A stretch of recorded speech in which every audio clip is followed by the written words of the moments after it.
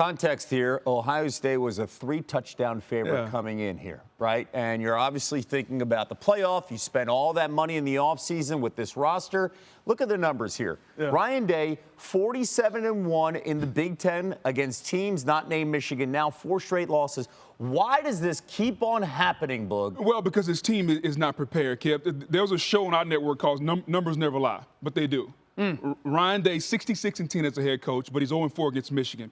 In every game, they've been out-physicaled at the line of scrimmage. In every game, there have been mistakes. In every game, the quarterback play hasn't been what it needs to be. They went out, they got the best roster money can buy.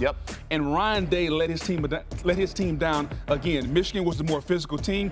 And then for Ryan Day at a critical moment, to call a second timeout after Ohio State had already called one timeout, 2 timeouts consecutively. You cannot do that.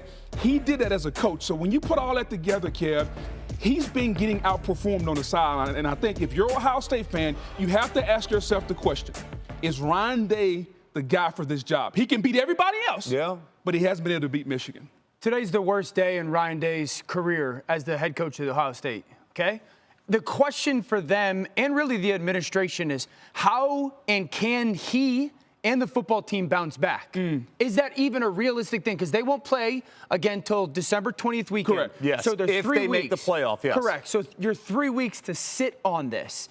And if you're Ryan Day, can you bounce back from this? Watching your team at home without their 2 best players, Michigan, go into your house and again beat you to your point book, and then to have this happen? Yes. And can your team rebound? Yep. Because that's why the team's acting the way that they are. Ohio State, they know that they should have won that football game. And they know that they got punked. They got beat up. And to his point where he said, we're not going to let them plant the flag on our field. First of all, it's AstroTurf. It's a metaphorical plant, number one. Okay, but this goes back to when Ryan Day was the OC.